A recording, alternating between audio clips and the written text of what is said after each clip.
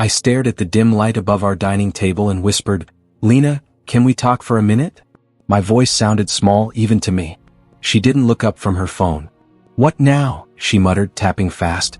"I just want to know what's going on with us," I said. "You've been distant for weeks." She sighed loudly. "Here we go again. I'm tired, okay?" "Tired of what?" I asked. "Tired of me?" Her eyes finally met mine, cold and sharp. "You said it, not me." My stomach tightened. "Lena, I'm doing my best."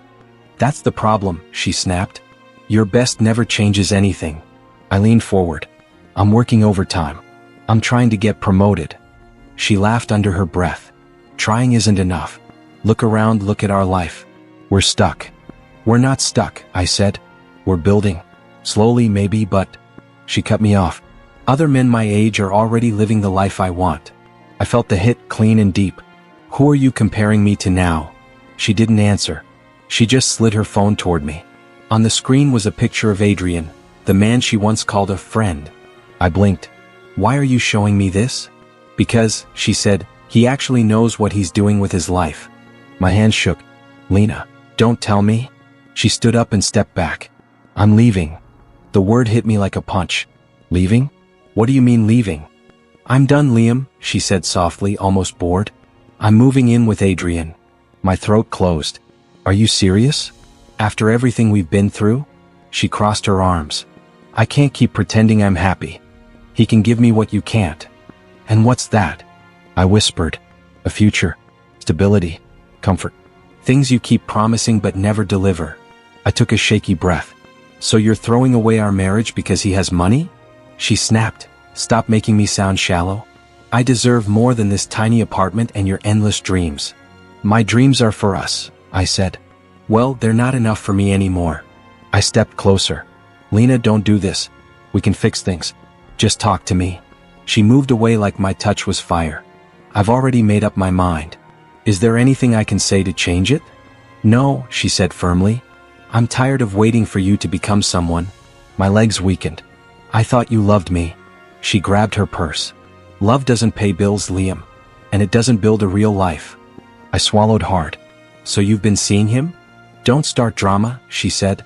"It's not like that." "Then what is it?" "He offered me a chance. I'm taking it." I could barely breathe. "At least tell me why you didn't talk to me first." "Because you always turn everything into hope," she replied. I didn't want to hear another speech about how things will get better. "So lying was easier?" "Don't guilt-trip me," she said. "I'm choosing what's best for me." I grabbed the back of the chair to steady myself. "Lena, please." She looked at me with blank eyes. "Goodbye, Liam." And she walked to the door like she was stepping out of a movie theater, not a marriage. "Lena." My voice cracked, but she didn't turn around. The door closed. The silence that followed felt heavier than any sound I'd ever heard. I sank onto the floor. I don't know how long I sat there, staring at the wood grain on the door like it could pull her back. My chest burned. My eyes wouldn't stop stinging. My whole world felt like it was collapsing inward. A knock hit the door an hour later. I didn't move. "Liam? Open up, man. It's me." I dragged myself up and cracked the door open. Mark stepped in, took one look at me and shook his head. "What happened?" he asked. "She left," I whispered. "Left? Like, for good?" "For good," I said. "For him. For Adrian." Mark clenched his jaw. "That rich clown? Seriously?" I nodded. "She said I'm not enough. That she's tired of waiting." He put a hand on my shoulder. "You don't deserve that, man." "I tried, Mark," I said, voice breaking. "I tried so hard." "I know you did. She just didn't care enough to stay." I leaned against the wall. "What am I supposed to do now?" He looked me straight in the eyes. "You get up. You rebuild. You don't let this destroy you." "I don't know if I can." "You will," he said. "And when you do, she'll realize what she lost." I closed my eyes. Something inside me shifted. Not strength, not yet, but the beginning of something. A spark. "Maybe you're right," I whispered. "I know I am," he said. "This is your turning point, Liam. Don't let it end you. Let it make you." I looked at the empty space where Lena once stood, and for the first time, I felt the anger that would soon turn into something stronger. I woke up the next morning to the same silence Lena left behind. I sat on the edge of the bed and whispered, "This can't be my life now." But it was. Every corner of the apartment reminded me of her. Her perfume on the dresser, her empty side of the closet, the stupid mug she never washed. My phone buzzed. Mark had sent a message, checking in. Answer me or I'm coming over. I typed back, I'm alive. That's all. He replied instantly, not enough. I'm coming. Minutes later he walked in without knocking. You look like hell, man. I feel worse, I muttered. He glanced around. You can't keep sitting in the dark. What else am I supposed to do? Anything, he said. Just don't drown in this. I shrugged. She moved on so fast. Maybe she was never mine. Mark stepped closer. Don't say that. She didn't leave because of you. She left because she only cared about comfort. It still hurts, I whispered. I know it does. But you're not staying like this. He grabbed my laptop. Look at this. I don't want to, I said. You need to, he insisted. He pulled up the Officer Academy website. Remember this? I blinked. That was years ago. And you were good enough then. You still are. I'm not ready.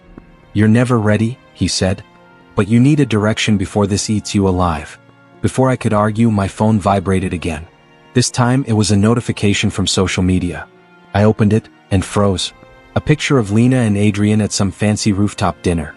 Her smiling like she never smiled with me. Comments praising the power couple. Mark saw my face. Don't read it. She told her friends I had no ambition, I said. Look at this. Finally with someone who has goals. Liam, he warned. She makes me look like I'm the failure, I said, voice cracking. He took the phone. Stop giving her more power. But she's right, isn't she? No, he snapped. You just gave up on your dreams. Start again. He pushed the laptop toward me. Apply. I stared at the screen. My chest felt heavy. You really think I can do this? I know you can, he said. And I'm not letting you quit. Later that afternoon I stepped outside just to breathe. My neighbor, Mrs. Patel, was sitting on her balcony watering her plants. She looked down at me with her usual warm smile. Beta, you look tired, she said. It's been a rough week, I replied. I heard things, she said softly. I'm sorry. It happens, I murmured. She shook her head. Not to good men like you. Her words stung and soothed at the same time. I'm trying to get back up. You will, she said. Pain pushes us to grow. Remember that. I hope so. She leaned over the railing. Don't hope. Or, you have a strong heart. Use it. I nodded, somehow feeling lighter. That night, I filled out the academy application. My hands shook the whole time. After clicking submit, I whispered, this is it, Liam. No turning back. The next days were a blur of sweat, exhaustion, and emotions I couldn't control. I forced myself to run every morning. I pushed through push-ups until my arms shook. Some nights, I ended up on the bathroom floor, crying quietly because everything hurt too much. Mark called almost every night. You training tomorrow? He'd ask. Yeah. Good.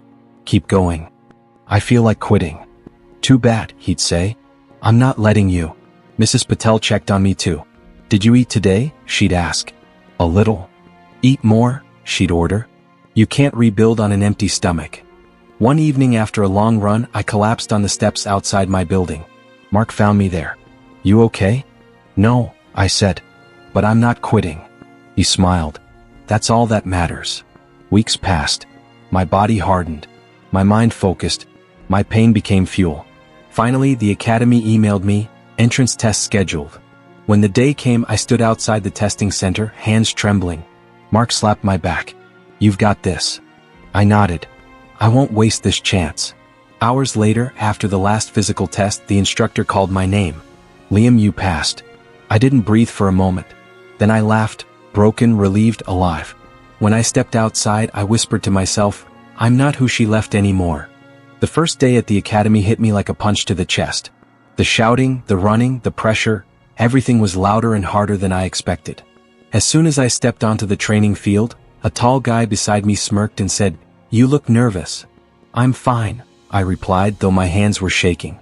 Sure you are, he said. I'm Isaac. Liam, I answered. He nodded. Let's see if you can keep up. Before I could react, Captain Reyes appeared, voice booming. Listen up. You're not here to be average. You're here to earn a title. If you can't handle that, leave now. Someone whispered behind me. He's intense. Captain Reyes snapped. Did I say you could speak? We all froze. When he walked past me, he paused. You knew? Yes, sir. Then keep your head straight. You look like you're carrying a ghost. His words hit too close. Isaac glanced at me. What was that about? Nothing, I muttered. Just focus. Training began with a brutal run. Isaac shot ahead, yelling, "Come on, Liam. Move." "I'm trying," I shouted back. "You call that trying?" I pushed harder, lungs burning. When I finally caught up, Isaac grinned. "There you go. Don't die yet." During push-ups, Captain Reyes hovered above me. "Your form is trash." "I'm fixing it," I said. "Fix it faster," he barked. I adjusted my arms, sweat dripping. Isaac whispered, "He likes you." "Feels like hatred," I said. "No," Isaac replied. "He only picks on the ones he thinks can handle it." At lunch, I sat alone. Isaac dropped his tray beside me. "You don't talk much." "Just tired," I said. "Tired is normal here. Silent is not. What's your deal?" I stared at my food. "I'm trying to rebuild my life." He raised an eyebrow. "Someone break it?" "Yes," I admitted. He nodded slowly. "Then make sure you don't stay broken." His bluntness hit harder than the training. That evening, during combat practice, he challenged me. "Fight me." "I barely know the basics," I said. "Good. Makes it fair." We sparred until I hit the mat. "You're holding back," he said. "I'm doing my best." "No," he snapped. "You're scared of your own anger." His words made something sharp twist in my chest. "You don't know me." "Not yet," he said. "But I see it." Captain Reyes called us over. "Isaac, stop running your mouth." Liam hit him again. "Harder." I blinked. "Sir?" "You heard me." I listened. I moved. And I finally landed a clean hit. Isaac grinned, rubbing his jaw. "There you go. You actually have fire." After practice, Captain Reyes approached me privately.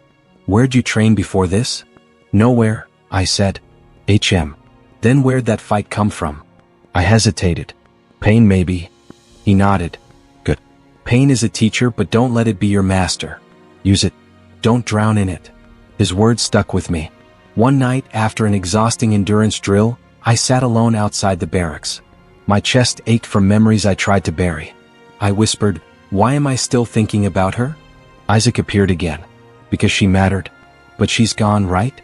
"Yes." "Then stop dragging her ghost around." "I'm trying." "Try harder," he said. "You're better than who she left." I didn't answer, but his words lit something inside me. Weeks passed and my body started changing. My legs grew stronger. My punches sharper. My mind quieter.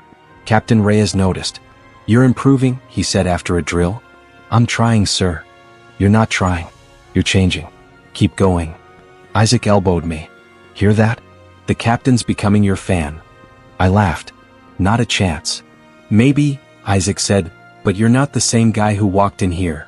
One day, after a flawless obstacle run, I realized he was right. I wasn't shaking anymore. I wasn't waking up broken. I wasn't drowning in memories.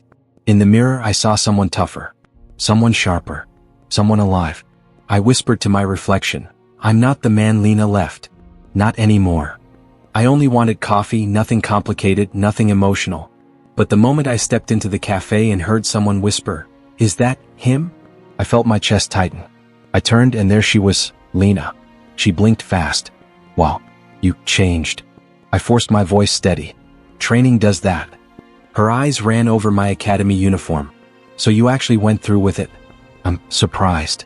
"I don't need your approval," I said, trying to sound casual. She laughed softly. "Relax. I'm just being polite." I stepped closer to the counter. "Good. Because I'm only here for coffee." "Right," she said, but she didn't move. "So, life's been good. Adrian and I travel a lot now. New places every month." I clenched my jaw. "Sounds expensive." "It is," she replied, flipping her hair. "But Adrian says I deserve the best.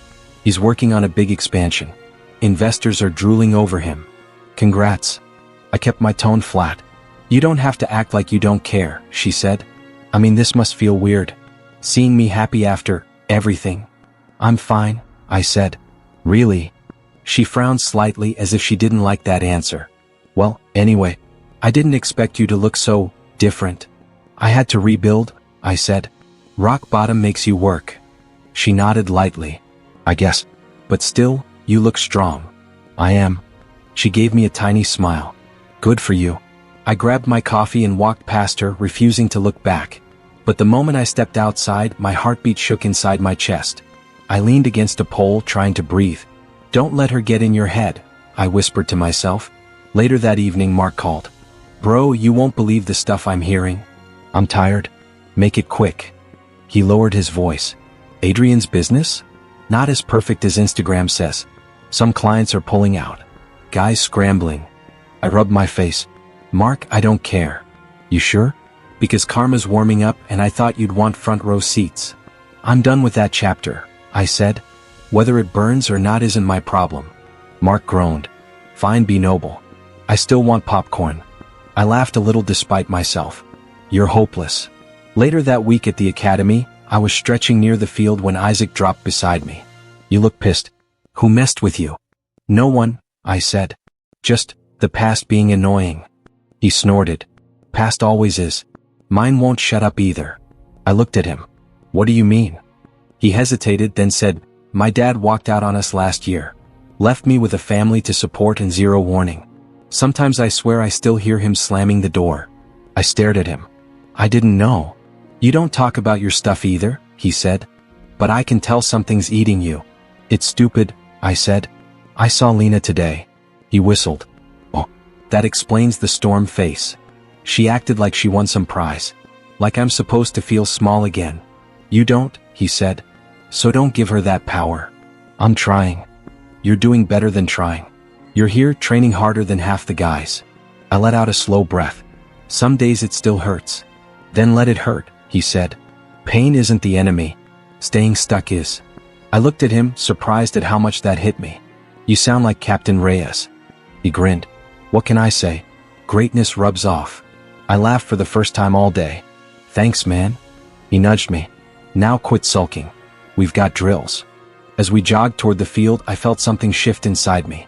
The past wasn't gone, but it wasn't steering me anymore. And for the first time, I realized I wasn't alone in my battles. Even if the past kept knocking, I was finally strong enough not to open the door. Rumors started floating around the academy before breakfast. I heard 2 recruits whispering near the lockers. One said, Did you see the news about that tech guy? Adrian something? My stomach tightened. I kept my head down, but I listened. Yeah, the other replied. Companies getting sued. Investors pulling out. Whole thing looks shady. I swallowed hard. Adrian Bennett? I asked, pretending it was casual. They both turned. Yeah, that's him. You know him? Not really, I said. Just heard the name.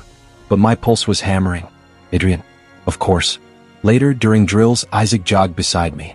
You're running like someone stole your wallet. I huffed, just thinking. About what? Bad news, or maybe good news depending how you look at it. He raised an eyebrow. This about your ex's guy? I nodded. People are saying lawsuits, financial mess, all of it. Isaac laughed. Karma's got fast delivery these days. I don't want to celebrate it, I said. But part of me wants justice, he finished. Wants closure, I corrected. Captain Reyes blew the whistle, calling us over. His voice boomed, Focus all of you. Discipline isn't a hobby, it's a lifestyle. When we formed up, he stopped in front of me. Your pace was sharp today. Controlled. Whatever you're dealing with, keep channeling it like that. Yes, sir, I said, lifting my chin. His approval meant more than I expected. Training ended late and I finally reached my apartment with aching legs. I dropped my bag, grabbed water, and my phone buzzed. Unknown number. I almost ignored it until I saw the message. Lena, can we talk? Please?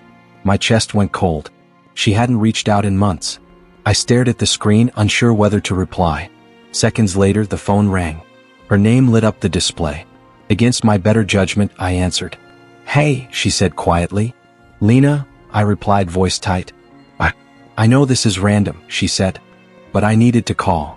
What for? She hesitated. Things are complicated right now. I've heard. So it's true, she whispered. People are talking about Adrian everywhere. It's like the whole world found out overnight. What do you want from me? I asked, keeping my tone steady. I wanted to hear your voice, she said. I didn't know who else to call.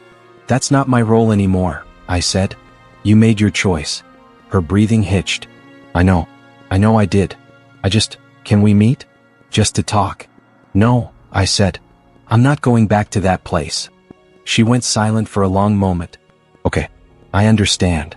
Take care of yourself, Lena. The call ended. I sat on the edge of my bed, staring at the wall. My door knocked a minute later. Mrs. Patel. She peeked in, holding a small plate. Beta, I made parathas. You look tired. I exhaled. I'm okay. Just a lot happening. She sat beside me.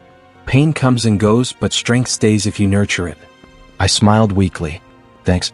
I'm trying. I can see that, she said. You are not the same heartbroken boy who moved in.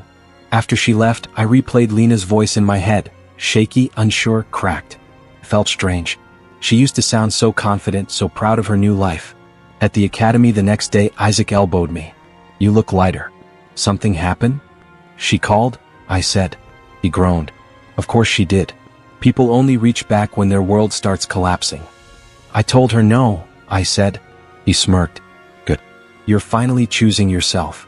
Captain Reyes approached us. You two ready for evaluation week? Yes, sir, we replied. He eyed me specifically. Keep this momentum. You're rising fast. As he walked away, Isaac nudged me again. See? While her life cracks, yours is leveling up. I felt it then, something new, something steady. I wasn't chasing the past anymore. I was outrunning it. The week before graduation felt unreal. Every night I lay awake, staring at the ceiling, replaying the months that had almost broken me. The exhaustion, the bruises, the memories of Lena walking away, it all circled inside my head. Mark called late one evening. Big day coming up, he said. How are you feeling? Terrified, I admitted. It's like I'm about to step out into a world where I can't hide anymore. You've already faced worse, he said. You survived her. You survived yourself. I laughed quietly. Doesn't feel that way. Hey, he replied firm. Look how far you've come. You didn't quit when everything crashed. You rebuilt everything. His words eased something inside me. Thanks, Mark. Really? The next morning, Captain Reyes found me alone in the training yard. He asked, You ready for tomorrow? I think so, I said. Part of me is scared. What if I'm not good enough out there? He crossed his arms. When you first arrived, you were broken. Now, you've earned respect. You earned discipline. And tomorrow you earn the badge. I swallowed. I don't want to fail. You won't, he said, because you know what it means to fall and rise again. That strength you can't teach. I nodded slowly. Thank you, sir. The night before graduation, I sat with Isaac in the dorm hallway. He nudged my shoulder. So, ready to be officer you? Still processing it, I said. Feels like none of this is real. Oh, it's real, he said. And you earned every second of it. Don't forget that. Graduation morning arrived fast. As I put on my pressed uniform, my hands shook. I stared at myself in the mirror, sharper jawline, steadier eyes, stronger posture. I barely recognized the man looking back. When we lined up backstage, Isaac whispered, Breathe, dude. You're glowing like you swallowed a flashlight. I chuckled. I never thought I'd make it here. You did more than make it, he said. You dominated. Captain Reyes stepped in front of us. Today is not the end, he announced. It's the beginning of who you choose to become. When my name was called, my legs went numb. I stepped onto the stage, the bright lights making my eyes water. I heard cheers, loud, proud, overwhelming. For the first time in a long time, I felt like I deserved them. Reyes pinned the badge onto my uniform. He whispered, Wear it with honor. I will, I said, voice tight with emotion. As I saluted him, my chest felt full, heavy and light all at once. I wasn't the man Lena left behind. I wasn't the man crying on the floor of an empty apartment. I was someone new. After the ceremony, Mark practically tackled me in a hug. Officer, he shouted. You did it. I laughed. I actually did. You look happier than I've seen you in years, he said. I feel free, I said. But the moment shattered when I heard someone call my name. Hey, can we talk? Lena. She stood near the edge of the crowd, her hands nervously twisting together, eyes shiny with emotion. She looked smaller than I remembered. Or maybe I'd simply grown too far beyond her. Mark whispered, Do you want me to handle this? No, I said. I've got it. I walked toward her. She opened her mouth. I'm proud of you. I mean it. You look. I stepped past her before she could finish. No anger. No bitterness. Just nothing. She called after me, Wait, please? But I kept walking. Isaac jogged up beside me. You good? Better than ever, I said. For the first time, the badge on my chest felt like more than metal. It felt like a new beginning, one I chose for myself. The news broke early in the morning. I was drinking coffee when the headline flashed across the TV. Businessman Adrian Cole under investigation for financial fraud. My hand froze on the mug. Mark called instantly. You seeing this? Yeah, I muttered. Looks bad. Bad? Dude, investors are screaming for blood. I rubbed my forehead. Didn't expect it to fall apart this fast. Maybe that's what happens when someone builds everything on lies, Mark said. Before I could respond, another headline appeared. Accounts frozen. Pending lawsuits. The announcer listed numbers so high they didn't feel real. Mark exhaled sharply. He's done. I didn't say anything. I just stared at the screen. Later that afternoon, Isaac approached me during break. Everyone's talking about Adrian. You okay? Yeah. It's just strange, I admitted. This guy Lena left me for crashing like this. Isaac shrugged. Karma runs faster than people think. I'm not celebrating, I said. Doesn't mean you have to feel sorry either. Before I could reply, my phone vibrated. Lena. Isaac raised a brow. You gonna answer? I should, I said quietly. I stepped outside and picked up. What do you want, Lena? Her voice shook. Can we talk, please? I'm listening. She sniffed. Everything's falling apart. Adrian's not the same. He's been yelling, blaming me, saying I ruined his life. I stared at the ground. Sounds rough. He changed, she said. He became so controlling. I couldn't even breathe near him. I kept my voice flat. And you're telling me this because? She hesitated. I don't know. I didn't think things would end like this. None of this has anything to do with me, I said. I know, she whispered. It's just, I miss when life felt simple. When you were. Don't, I said sharply. Don't rewrite the past. She went silent for a moment. Then, softly, are you happy now? The question hit harder than I expected. I took a breath. I'm building something. That's enough for me. I'm glad, she said, but her voice cracked. I really am. I ended the call without saying goodbye. Inside I felt tangled, relieved, angry, confused. Not because I wanted her back, but because watching her world collapse stirred something heavy in me. When I returned inside, Isaac asked, You good? She's a mess, I said. Adrian's tearing apart and she's caught in it. Not your responsibility, he said. I know, I said quietly. But hearing her cry, it brought back things I thought I buried. Isaac placed a hand on my shoulder. You cared about her once. That doesn't make you weak. Later I met Mark at a small diner. He looked at me seriously. You look torn. I guess I am. Listen, he said. She made her choice. She left you when you were at your lowest. You don't owe her comfort now. I'm not planning to give any. Good, he said. Because she'd take it, twist it, and drag you back into the mud. I nodded slowly. Maybe you're right. Just as we finished eating, Captain Reyes walked in. He spotted us and approached. Heard you're dealing with distractions, he said. Something like that. Reyes sat across from me. Growth isn't always loud. Sometimes it's choosing silence when the past screams for attention. I leaned back. I walked away from her at graduation. And you should keep walking, Reyes said. Your future doesn't involve holding broken pieces from another life. I exhaled. It's just hard to ignore. It gets easier, he said.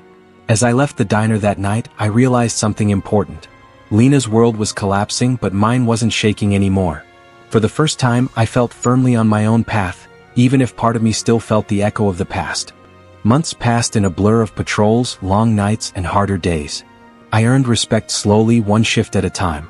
When Captain Reyes called me into his office, I thought I messed something up. He looked up from his desk. Sit down, officer. Saturday, everything okay, sir? Reyes folded his arms. More than okay. I'm nominating you for promotion. I blinked. Me? You earned it, he said. You showed discipline, restraint, and grit. Don't look surprised. I'm just grateful, I said quietly. He nodded once. Be ready. Ceremony's in 2 weeks. When I told Mark that night, he practically shouted through the phone. You? Promoted? Dude, I'm telling everyone. Don't you dare, I laughed. No, seriously, he said. You deserve this, man. After everything you've been through. I sighed. It feels unreal. 2 weeks later, I stood backstage at the ceremony hall, adjusting my uniform. Isaac nudged me. Nervous. More like overwhelmed. You'll be fine, he said. Just don't trip walking up there. I shot him a look. Thanks for the support. He grinned. Anytime. When my name was called, applause echoed through the hall. I walked out, shoulders straight, heart steady. Captain Reyes pinned the insignia on my uniform and whispered, "You did this. Remember that." "I will, sir." As the ceremony ended and people began talking in groups, I stepped outside for air.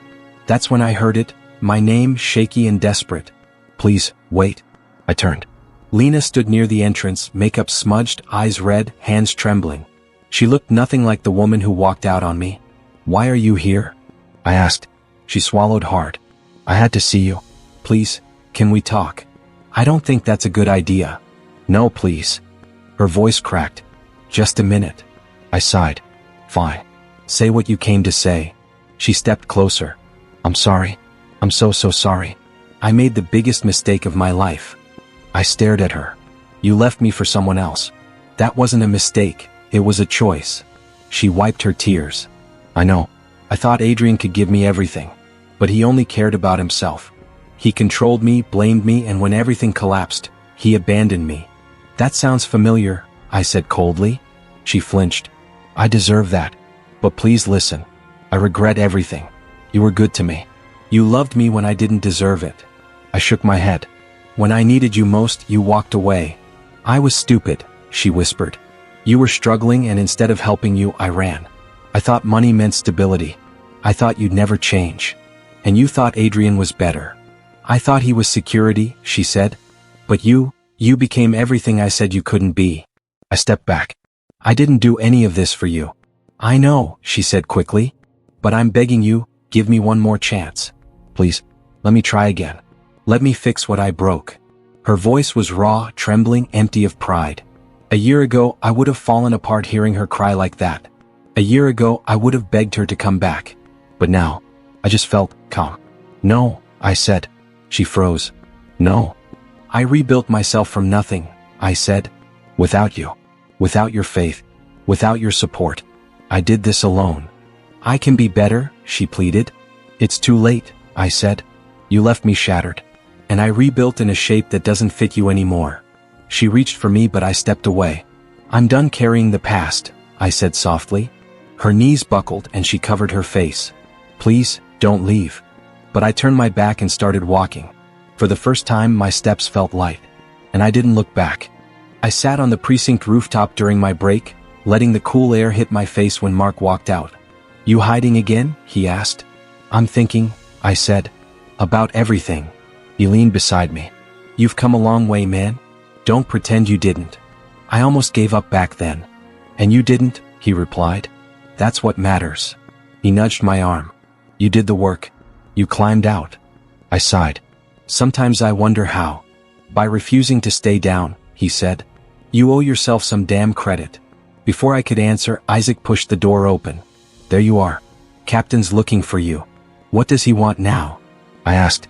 "To congratulate you again," Isaac laughed. "You earned it. Stop acting surprised." "I'm still getting used to it," I admitted. Isaac crossed his arms.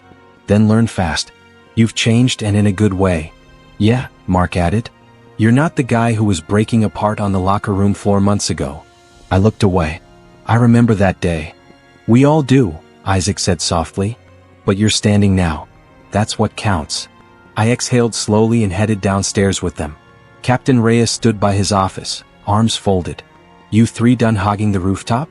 "Sir," I said, trying not to smile. "Come in." He closed the door behind us. "Sit." I did. "Is something wrong?" "No," he said. "I just wanted to tell you something before you leave tonight." Isaac and Mark stepped back, giving us space. Reyes looked at me with that calm expression he always had. "I watched you fall apart. And I watched you rebuild. Not everyone does that." "It didn't feel like rebuilding," I murmured. "More like surviving." He nodded. "Surviving is the first step. Growing comes next. And you grew." "Thanks, Captain," I whispered. He waved a hand. "Don't thank me. You listened. You learned. You endured. That's on you." Mark grinned. He's basically saying you owe him coffee. Reyes shot him a look. Get out. They left laughing. I stayed another moment. Sir, I never told you, but I don't hate her anymore. You don't have to, he said. Hate keeps people stuck. I feel nothing, I admitted. Is that normal? It means you're healing, he replied. Letting go is quiet. Freedom usually is. I walked out feeling lighter. Later, I stopped by Mrs. Patel's shop. She looked up with a bright smile. My police officer. Come. I saw your name in the paper. Promotion. I laughed. You really read all that? I keep every paper, she insisted. I knew you would rise. I told you pain does not break good men. You did say that, I replied. She poured me tea. Tell me, Beta, how do you feel now? I thought about it. Strange. Peaceful. Like something that used to hold me is finally gone. She touched my arm gently. Good. You deserve peace. Go forward. Don't look back. I won't, I said. When I stepped outside, the evening breeze hit me again. The world felt softer, quieter. For the first time in a long time, nothing hurt. Back at the precinct after my shift, I climbed the stairs to the rooftop again. The city spread out beneath me, cars moving like tiny sparks, buildings glowing faint gold in the distance. I took a deep breath. Mark's words echoed. Isaac's too. And Captain Reyes. Mrs. Patel's smile lingered in my mind. I wasn't angry. I wasn't bitter. I wasn't broken anymore. I'm finally free, I whispered into the night. And for once, every word felt true. When I woke up that morning, I stared at myself in the mirror longer than usual. You look different, I muttered. Mark, passing behind me in the locker room, laughed. Talking to yourself again? Just thinking, I said. About everything. He leaned on the locker beside mine. Then think about this, you earned where you are. None of this was luck. I know, I replied softly. I just never thought I'd get here. Isaac walked in holding his coffee. Get where? Being less miserable? I smirked. Something like that. Good, he said. We were getting tired of carrying your emotional weight. You can lift your own now. I can, I said. And it feels steady. Captain Reyes entered the room next, arms crossed. Are you three done ruining this morning with your philosophy session?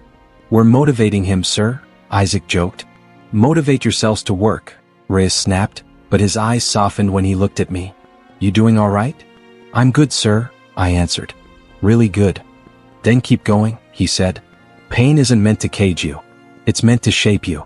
His words followed me as I stepped outside after my shift. The air felt clearer, like the world had been washed overnight. I took out my phone, scrolling through messages. At the very bottom was a new one, from Lena. I hesitated before opening it. Her voice played in my head as I read, I'm sorry for everything. I know I can't fix it, but I wanted you to hear it once. I hope you're doing better. For a moment, I just stood there silently. No anger. No sting. Not even satisfaction. Just nothing. Mark walked up behind me. You okay? Yeah, I said, pocketing my phone. She apologized. He raised a brow. And nothing. He stared at me, surprised. No response. No, I said. It's done. Isaac joined us, stretching his arms. Good. Let the past stay buried. I'm not burying it, I said. I'm learning from it. Mark nodded slowly. So, how do you feel? I thought about it before answering. Like I found myself again. Captain Reyes opened the door behind us. You're still standing here? Just talking, sir, I said. He stepped forward. Tell me one thing. What did all this teach you? I breathed in. That losing someone isn't always the tragedy we think it is. He studied me with a faint smile. Good. Growth means understanding, not bitterness. I'm not bitter, I said. I'm grateful. Isaac frowned. Grateful? For what she did. For what it pushed me to become. Mark slapped my back. There he goes again with deep lines. But I only laughed. I'm serious. Pain taught me discipline. Betrayal taught me boundaries. And losing her taught me value, my own. Reyes gave a short nod. Then you've become a better man than you were. I feel like one, I said. After they headed inside, I walked alone toward the edge of the lot. The sunlight stretched across the pavement, warm and filling. Mrs. Patel spotted me as she closed her shop for the day. Officer, you look brighter. I feel brighter, I told her.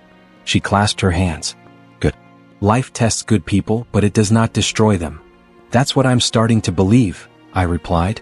Then keep believing, she said. Your story is just beginning. I waved goodbye and continued walking, feeling the truth of her words settle in my chest. I didn't need to look back anymore. I didn't need answers, closure, or revenge. My life, my progress, was the answer. My strength was the closure. And my peace, that was the real victory. As I stepped into the main street, breathing in the life around me, one final thought rose inside me with perfect clarity. I didn't need revenge. I became the man who outgrew it.